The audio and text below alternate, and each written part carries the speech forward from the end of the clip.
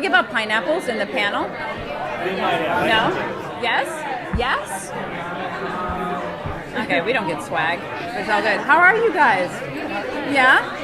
Okay, good. So you get like a long day in here? A little bit, yeah. Okay. Let's make it even more boring. No. So yeah, hi. Here we are back at Comic-Con. So what can you tell us about where Vick is 4 or 5 years later? Is it 4? No, we're gonna say it's 3. We'll say it. I'm like, has it been 4 years? Like, no, but it's just been 3. So it's still pretty bad. It's been a while. Vick's the chief of San Francisco PD now. Obviously, when I took that job at the end of season 8, I brought Juliet with me, and she's now my head detective. She's my number 1. But San Francisco is a much larger city. It's a much larger police force now that I have to oversee. So there was restructuring. There was, coming in as a boss of a new job, especially when you weren't internal, like an internal promotion at all. So there was, some growing pains.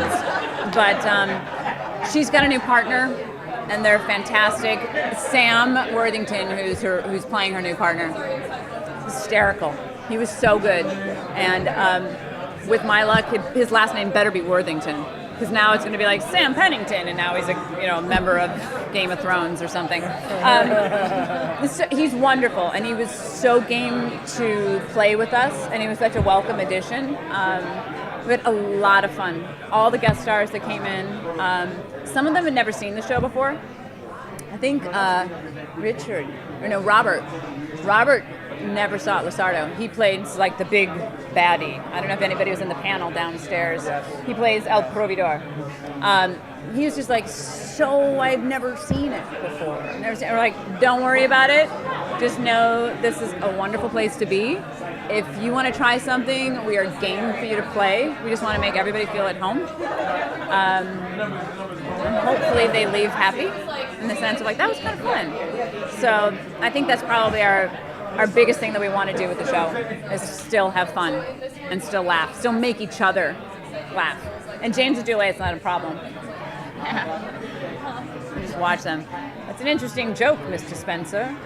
So I'll probably slide that into my next script. But with Tim being gone for this one, I think that's why we have to do a second one. So keep talking on, like watch it, and then we'll need to do a second one. I think we have to. Well, there's supposed to be 5 more. Yes, there is. I was like, Steve, why don't we do 8? Because we were on for 8 seasons. So let's just do 8 movies, right? Like a nice round number. We'll all be in wheelchairs. But if we're still going, that, Mr. Spencer, hold up, here I come. That Tim needs to be back in the fold with us. He's in this movie, is absolutely making that happen. We just wanted to make sure that he was 100%, or as close to 100% as he was ready to be. Didn't want to rush anything. He needed to be there. But we did work it out, obviously, for him to be there. And when we were shooting that stuff, and obviously this won't be any spoilers, but when we were shooting what he is going to be a part of, there's only one actor that was really involved with that, but the rest of the cast was off. But the rest of the cast wanted to be there for that one person and just be like, now we're all here. Now we're all here in spirit, and now our sixdom is together again. So but we got to do a second one, so he's on screen with us throughout the film. Not just for one scene, like throughout. Were you guys able to make any type of a cast pilgrimage to go see him in person? I know it's an intense recovery. It is an intense recovery, and we're in groups. So, these 3 go now, or that person can go next Saturday, or these 2 can go. And it's a little easier to handle the size, especially you don't want to take too much time away from rehab. It's like, but he is amazing, and he's so he's kicking the shit out of this. So, yeah, it's a good thing. It's a good thing. So that's Chief. That's the Chief. Some more from this one. What? Oh. Yes, we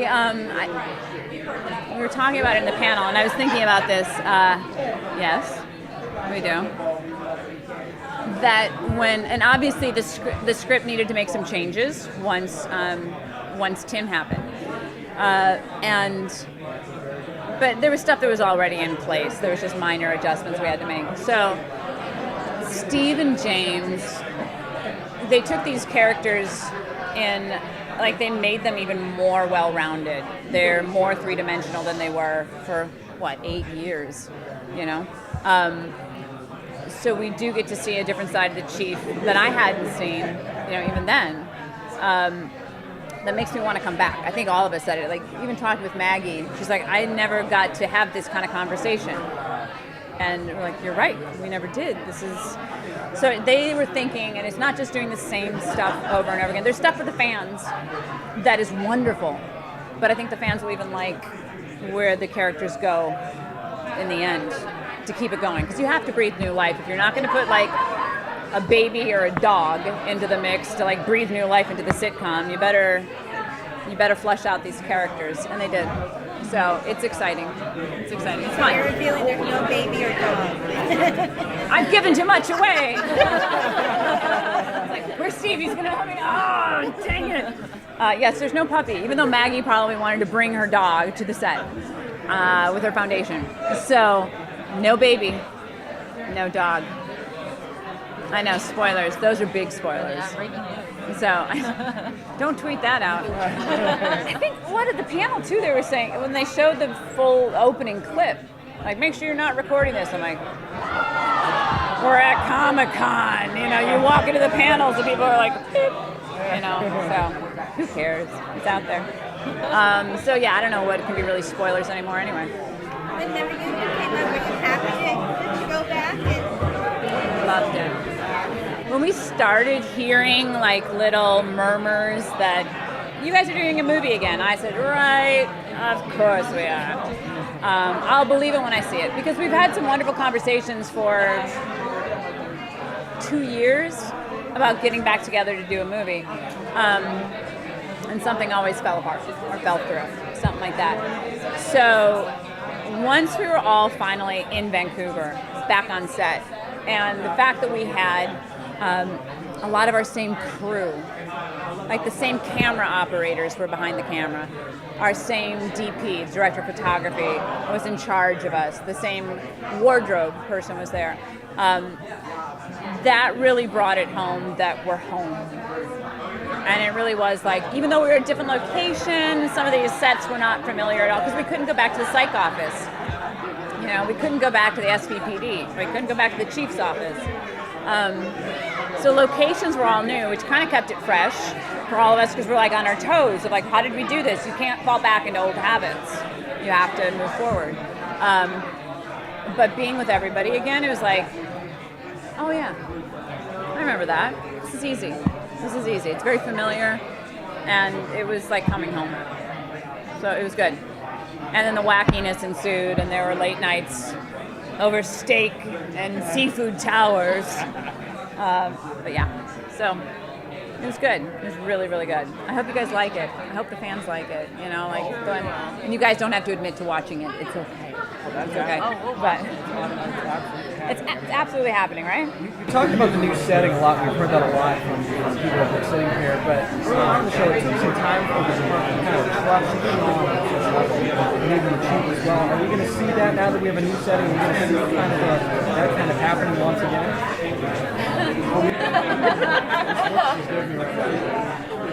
That's an interesting question, isn't it?